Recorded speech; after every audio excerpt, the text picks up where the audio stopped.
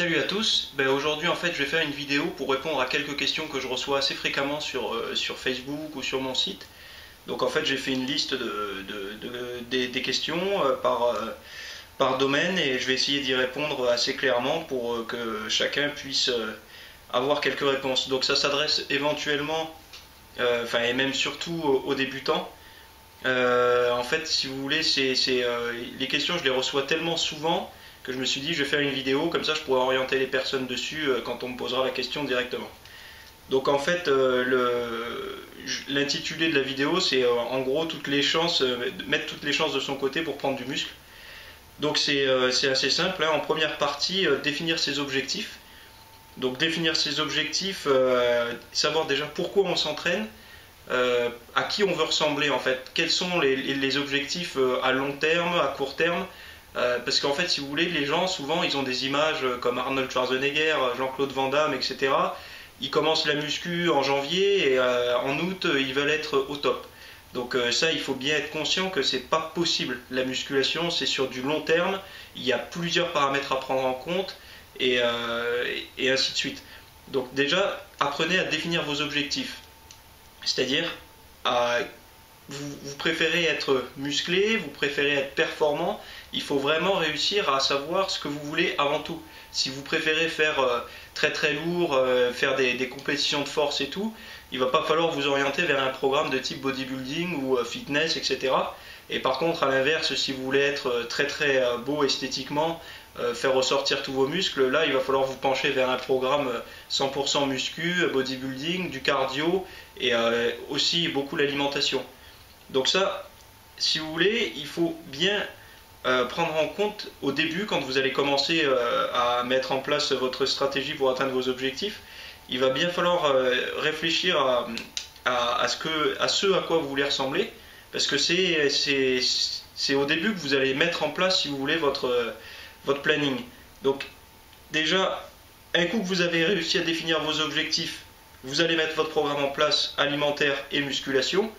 Et vous allez par la suite essayer de le tenir le plus longtemps possible en limitant les écarts de conduite pour que ça arrive assez rapidement. Donc après, en combien de temps je vais devenir musclé, je vais obtenir des résultats. Ça va être en fonction de votre investissement. C'est-à-dire que si vous vous entraînez une ou deux fois par semaine, ça va être beaucoup plus lent que si vous vous entraînez, je sais pas moi, 4, 5 ou 6 fois par semaine.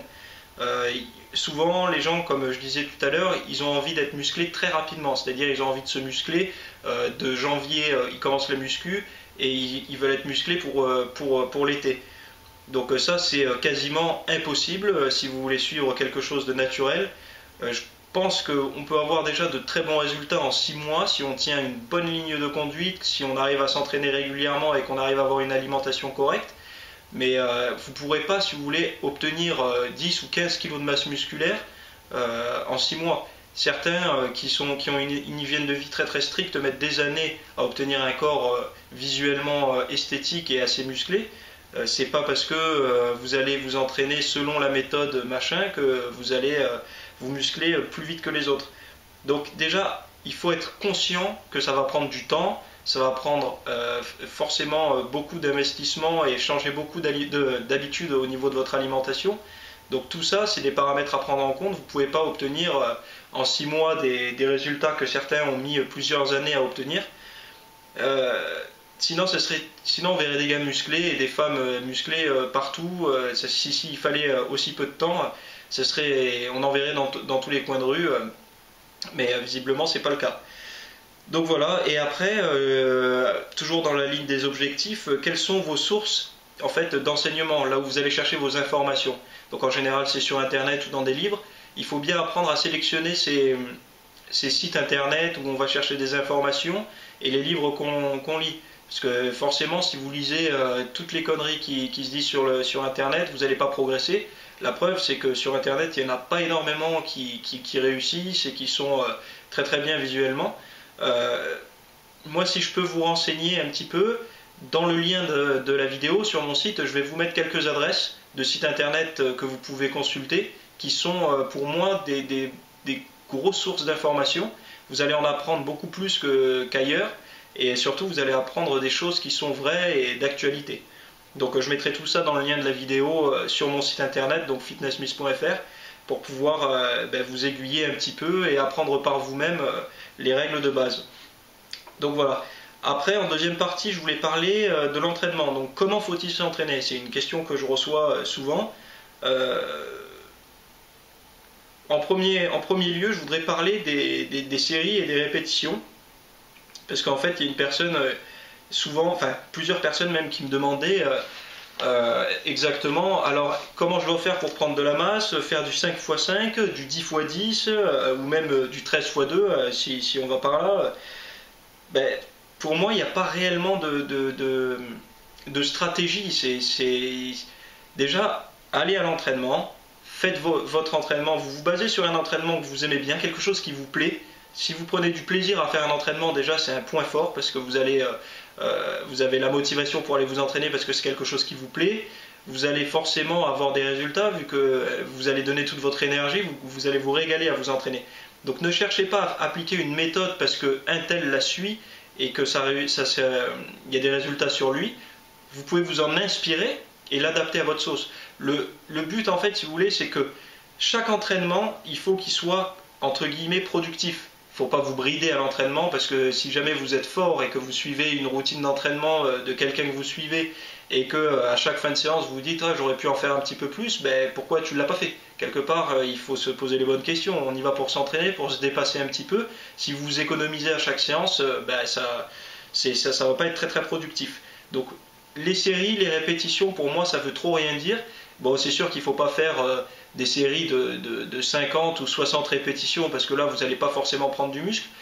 Si vous cherchez à être plus ou moins esthétique, faire des séries de 3 répétitions, il ne va pas y avoir trop de bénéfices non plus. Vous allez gagner en force mais en masse musculaire pas trop. Donc tout ça en fait ce sont des chiffres et ça ne veut pas dire grand chose. Pour moi je pense qu'entre 6 et 20 répétitions on est dans le bon rep range en fait, dans la bonne fourchette de répétition. Après, à vous d'adapter en fonction des muscles. Un exercice de base, vous pouvez le faire avec des charges plus lourdes en séries plus courtes. Des exercices d'isolation, on va éviter de le travailler trop lourd parce que souvent c'est des zones qui sont assez fragiles. Donc si vous travaillez par exemple vos épaules en série de 6 ultra lourde, vous allez avoir du mal à récupérer. Vous allez avoir du mal à les solliciter parce que vous allez faire intervenir d'autres muscles qui vont du coup ne plus isoler les épaules. Donc il y a tout un... je pourrais sortir comme ça plein d'autres exercices, mais il faut rester logique en fait dans la façon dont on s'entraîne. Un exercice de base, vous pouvez le faire lourd, un exercice d'isolation, vous devez même le faire plus léger, à moins que ce soit par exemple les biceps, où vous pouvez mettre en trichant un peu plus de poids pour pouvoir essayer de les faire grossir. Donc voilà. Après, qu'est-ce qu'il y avait d'autre comme question? Le cardio fait perdre du gras et du muscle aussi, on me disait. Alors, c'est sûr que si vous voulez ressembler au gros bodybuilder, faire du cardio tous les jours, ça va pas être terrible pour vos cuisses. Mais après, j'ai envie de dire, si vous avez un travail de bureau, que vous avez une tendance à prendre un petit peu de gras, et que même si vous êtes en prise de masse, vous vous dites non, je fais pas de cardio parce que je veux pas perdre de muscle. Honnêtement, le cardio, c'est pas ça qui va vous tuer, au contraire, ça va vous aider un petit peu à éviter de trop stocker de graisse dans les zones un petit peu sensibles comme le ventre, au niveau des fesses, etc. Et puis même, ça vous fait quand même accélérer un petit peu le métabolisme, parce que si vous êtes assis toute la journée sur un ordinateur et que vous vous entraînez en musculation que 1 heure dans la journée, 4 fois par semaine, ça fait pas lourd en sport, hein. Faut pas se mentir, 4 heures de sport par semaine, c'est pas énorme. Donc un petit peu de cardio 2-3 fois par semaine, même en prise de masse, je vois pas où est le problème.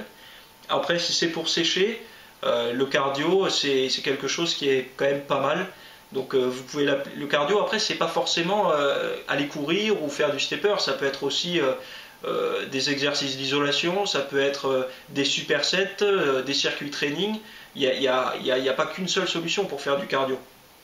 Donc voilà, moi je suis assez pour le cardio, sauf pour les personnes qui sont par exemple maçons ou bûcherons et qui toute la journée font un travail très très physique, qui brûlent beaucoup de calories, qui le soir vont s'entraîner en muscu, qui veulent prendre du poids et qu'en plus ils font du cardio. Là je dis non, c'est pas trop la peine parce qu'avec le nombre de calories qu'ils ont déjà brûlées dans la journée, rien qu'avec leur activité professionnelle, plus la musculation, il va falloir ingérer des quantités caloriques énormes pour pouvoir prendre du poids.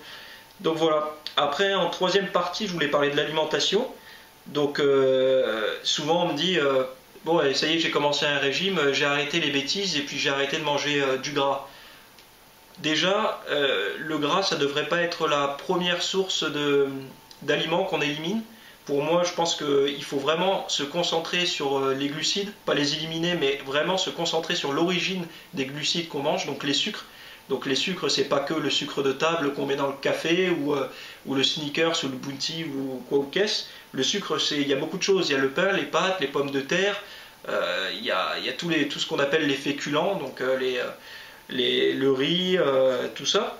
Là, il faut sélectionner les sources. Donc dès que vous voyez quelque chose où il y a marqué index glycémique bas, donc ça voudra dire que c'est des glucides que moi je recommande et que plusieurs personnes recommandent aussi, qui sont, si vous voulez, déjà beaucoup plus sain pour la santé parce que ça ne va pas vous faire monter la glycémie et puis après vous allez avoir un crash de la glycémie et vous tapez une hypoglycémie. Donc ça va vous fournir de l'énergie plus ou moins stable sur une période un petit peu plus longue et c'est beaucoup plus sain pour la santé aussi et c'est des calories beaucoup plus utilisées. Donc après, un coup qu'on s'est concentré là-dessus, déjà il faut, dans les sites que je recommande là, qui aura en lien dans la vidéo, il y aura les sites où vous pourrez justement vous renseigner un petit peu sur qu'est-ce que l'index glycémique, quels sont les glucides à utiliser quand on est sportif, etc. Donc après, comment suivre une diète jour après jour? Donc ça, j'ai envie de dire, il y a une personne qui me demandait, je comprends pas, quand je fais un régime, les 3-4 premiers jours, j'arrive bien à le suivre, et après je craque, je vais dans les placards, je mange ce qu'il y a, et c'est un carnage. Donc déjà, quand vous commencez un régime, en général, vous allez un petit peu changer vos habitudes alimentaires, donc vous allez forcément aller faire des courses. Donc si vous faites des courses déjà, ce qui va dicter en gros votre régime, c'est les aliments que vous allez mettre dans votre caddie. Donc ce que vous allez mettre dans votre caddie va se retrouver dans votre placard, et si vous achetez pas de bêtises, vous n'aurez pas de tentation. Donc déjà, en premier lieu, faire une liste de courses et éviter d'aller faire vos courses quand vous avez très faim, c'est-à-dire avant de manger. C'est là où vous allez être tenté d'acheter quelque chose qui pourra nuire à votre régime. Après, en général, quand on fait un régime, souvent on se dit « Ah, je vais prendre un petit peu de ça ». Bon, c'est pas trop grave parce que, bon, on a dit là-dessus que c'était sain. En général, quand on a un doute sur ce qu'on met dans son assiette, c'est qu'on se ment à soi-même, on sait clairement que ce qu'on est en train de faire, c'est une bêtise. C'est-à-dire que si vous prenez un petit peu de mayonnaise allégée, vous avez regardé un petit peu la composition, vous vous mentez à vous-même en vous disant qu'elle est allégée, qu'elle n'est pas nuisible à la sèche par exemple, alors qu'au fond de vous, vous savez très bien que si, mais vous la consommez quand même. Donc déjà, tout ça, c'est des repères à prendre. Évitez, il faut bien écouter sa conscience, se dire, bon, ça, c'est pas terrible pour moi, je l'élimine. Après, si vous avez dans vos placards que des bonnes choses, je vois pas comment on peut ne pas réussir en fait un régime. Surtout que plus vous allez être strict tous les jours, plus vous aurez le droit de vous lâcher 1 ou 2 fois par semaine, histoire de conserver quand même une vie sociale agréable. Donc je vois pas vraiment où est la difficulté de suivre une alimentation stricte, si ce n'est que voilà, vous allez gagner en énergie, vous allez gagner en sommeil si vous suivez une alimentation correcte. À l'entraînement, vous allez avoir de meilleurs résultats. Donc, tout ça fait que c'est des gros points positifs à suivre une alimentation équilibrée, entre guillemets, et variée. Non, j'utiliserai pas le mot varié parce qu'on ne peut pas manger de tout non plus pour être en santé. Après, ceux qui ont du mal aussi à suivre leur régime alimentaire, je leur conseille une chose, c'est que si jamais par exemple ils ont un travail où ils doivent emporter à manger sur leur lieu de travail, souvent on n'a pas le temps, il y en a qui se lèvent un petit peu en retard, ils partent et puis ils achètent quelque chose à la cafette du coin et puis du coup voilà, c'est premier entrave au régime dès le lundi, ça continue le mercredi et puis en fin de compte ils ont plus de repas avec des repas un petit peu à l'arrache sur la semaine que des repas diète. Donc si c'est votre cas, ce que je vous conseille c'est de faire des plats assez conséquents, c'est-à-dire que même si vous êtes en couple ou tout seul, vous faites des gros plats comme si vous étiez une famille, c'est-à-dire que vous allez prendre, je sais pas moi, plein de légumes, de la viande, vous allez vous faire un gros gratin, de manière si vous voulez, à avoir au moins, vous êtes sûr que vous pourrez avoir, je sais pas, peut-être 6 portions. Ce qui veut dire que vous aurez 6 portions, vous êtes sûr déjà qu'au moins 6 repas de la semaine que vous allez suivre diète. Donc ça, c'est un point fort. Vous prenez par exemple, je sais pas, le dimanche, un jour où vous êtes tranquille, et vous dites, bon allez, aujourd'hui, je me réserve 1 heure et je fais deux plats énormes que je fais cuire, que je congèle ou que je mets au frigo. Et au moins ça va me faire tous mes repas de la semaine, je suis tranquille, au moins je suis sûr de ne pas faire d'écart. Ça c'est une stratégie efficace, comme ça au moins vous savez déjà, vous faites un gain de temps la semaine, donc vous avez plus de temps utilisable à vos activités, surtout quand on travaille, des fois on n'a pas trop le temps, il y en a qui n'ont même pas le temps d'aller au sport, donc là ça vous laissera plus de temps pour aller au sport, et surtout vous ne perdrez pas de temps à cuisiner et à vous orienter vers des plats tout faits ou la cafette du coin. Donc voilà. Après, qu'est-ce qu'il y avait d'autre? Souvent, on me dit aussi, voilà, pour prendre du muscle, on m'a dit il faut manger des féculents, donc beaucoup de pâtes, beaucoup de riz, et des blancs d'œufs et de la viande. Donc il n'y a pas que ça, il faut vous orienter vers d'autres aliments. Si vous mangez toujours la même chose, vous allez vous ennuyer et c'est là que vous allez décrocher. Donc c'est pareil, là je vous conseille de lire tous les sites que je vais mettre dans mes recommandations. Vous allez voir qu'il y a une panel d'aliments qu'on peut consommer. Il y a plein d'aliments qui sont protéinés, il y a des aliments qui sont protéinés qu'on ne connaît même pas, c'est-à-dire qu'on ne les aurait même pas soupçonnés qu'il y avait des protéines dedans. C'est pareil pour les féculents, donc les glucides. Il y a pas mal de choses que les gens ignorent encore, notamment le quinoa, les patates douces, c'est des sources de glucides qui sont très, très saines et très bonnes pour la prise de masse ou même au régime. Tout ça en fait fait que vous allez pouvoir varier au maximum vos plats et que vous allez pouvoir forcément tenir votre diète plus longtemps parce que vous n'aurez pas l'habitude, pas l'impression d'être au régime finalement, vu que ça sera très très diversifié. Donc voilà, après je voudrais parler en dernier point des compléments alimentaires. Donc les compléments alimentaires ils sont perçus aujourd'hui par les débutants et les personnes qui ont peu de pratique, peu d'expérience dans la musculation, ils pensent que c'est miracle. Donc honnêtement, les compléments alimentaires, c'est pas quelque chose de miracle, c'est quelque chose qui va venir vous aider. C'est-à-dire que si vous avez dans votre journée une activité professionnelle qui vous prend tellement de temps que vous ne pouvez pas prendre des collations. Là, par exemple, la poudre de protéines va être utile. Par contre, si vous avez un travail où vous êtes, je sais pas moi, indépendant, que vous avez possibilité de faire un petit peu ce que vous voulez, forcément que là, si vous pouvez vous manger plutôt quelque chose de solide, ça sera beaucoup plus intéressant et plus agréable aussi. C'est pas parce que vous allez prendre des protéines que vous allez prendre du muscle. Enfin, des protéines en poudre, je veux dire. Les protéines en poudre, c'est pas quelque chose de magique, c'est quelque chose qu'on retrouve dans l'alimentation en quelque sorte, mais qui est là. En fait, le seul but des protéines en poudre, c'est d'être pratique. C'est-à-dire que voilà, vous avez 3 minutes pour prendre votre collation, vous avez de la poudre dans un shaker, vous mettez un peu d'eau, hop, et voilà.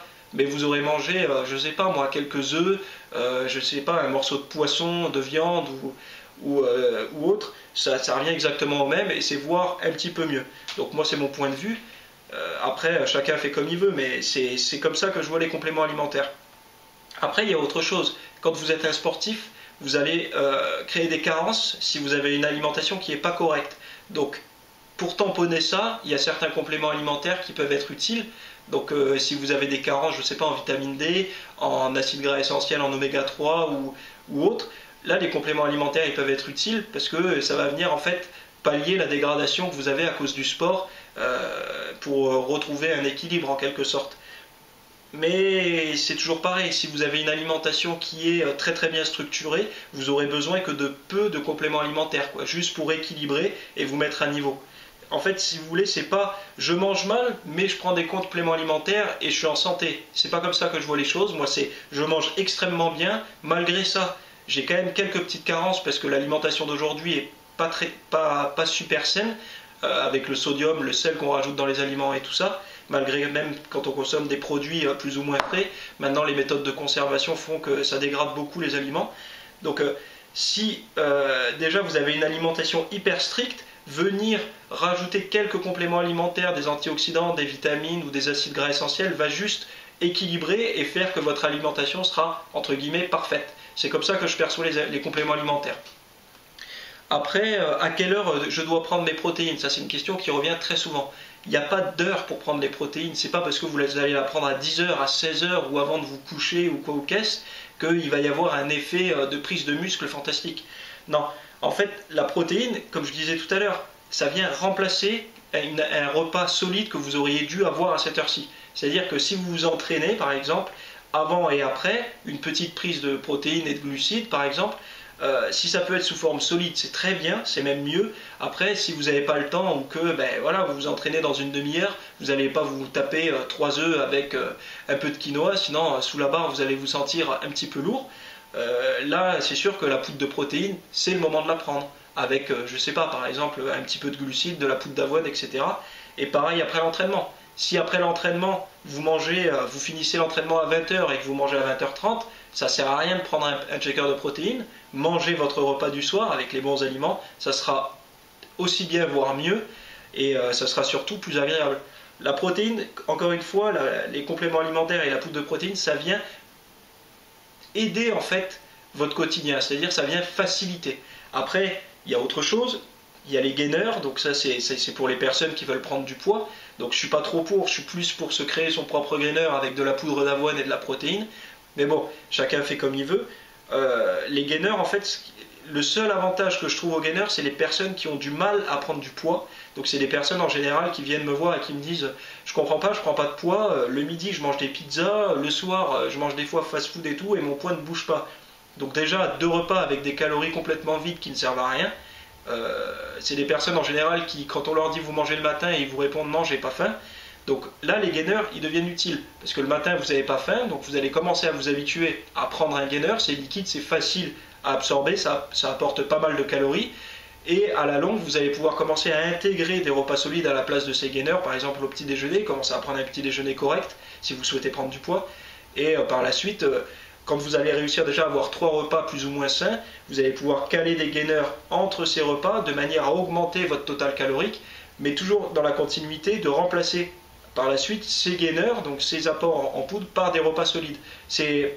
La stratégie, je la vois plus comme ça que de dire je fais que 2 repas solides et je vais consommer 6 gainers dans la journée. Non, vaut mieux faire l'inverse. Avoir à la limite qu'un seul ou 2 gainers dans la journée et placer plus de repas solides. Mais encore une fois, c'est pas évident parce que souvent c'est des personnes qui ont un manque d'appétit et manger, entre guillemets, donc boire un shaker liquide, c'est beaucoup plus facile et ça leur coupera moins la faim que de manger une assiette, je sais pas, de riz avec un morceau de poisson à 10 heures. Donc voilà. Après, on me demande aussi quelle est la meilleure protéine. Alors ça, en fait, la meilleure protéine, ça sera en fonction de ce que vous appelez la meilleure protéine. Quelle est la meilleure protéine dans quoi? Dans sa qualité de fabrication, pardon, dans sa qualité au niveau gustatif, ou alors son prix. Donc ça, c'est des facteurs, ça vous concerne vous. Si vous voulez quelque chose que vous pouvez boire tout le temps sans vous en lasser, il y a pas mal de protéines qui existent sur le marché qui ont un goût assez agréable, mais pas forcément une qualité extrêmement pointue. Par contre, si vous voulez quelque chose de très très sain, vous allez vous orienter plutôt vers une protéine, je sais pas moi, fabrication française ou autre. Le goût et la texture sera pas terrible, mais vous aurez quelque chose de très contrôlé, avec des ingrédients en quelque sorte de qualité, de très bonne qualité. Et après, si vous cherchez le prix, vous orienterez vers des protéines, je ne sais pas moi, à moins de 20 € le kilo. Bon, après c'est en fonction de chacun. La protéine, il n'y a pas de meilleure protéine. C'est juste que déjà, bon, il ne faut pas oublier de la prendre si jamais vous n'arrivez pas à en consommer suffisamment. Mais ça sera en fonction de vos besoins et de vos envies. Donc voilà. J'espère que j'aurai fait le tour entre guillemets des questions qu'on me pose, donc je referai un bilan de toutes les questions une prochaine fois. Là j'ai fait les plus grandes lignes, donc qui s'adressent essentiellement aux débutants, hein, pour un petit peu les orienter et puis qui gagnent du temps, parce que moi tout le temps que j'ai perdu à apprendre toutes ces choses, aujourd'hui j'espère que je vous ferai gagner à vous ce temps, parce que finalement la prise de muscle et tout n'est pas trop longue. Bon, c'est pas non plus en 6 mois comme je disais au début, mais on n'est pas obligé de perdre 3 ans à s'instruire. Si on connaît les bonnes adresses, les bons sites internet, les bonnes personnes, on peut apprendre très très vite et finalement progresser d'autant plus vite. Donc voilà, merci d'avoir regardé ma vidéo, je vous dis à bientôt et n'hésitez pas à la partager dès que vous avez des personnes qui vous posent ce genre de questions. Et voilà, allez, à plus sur mon site ou sur Facebook. Ciao!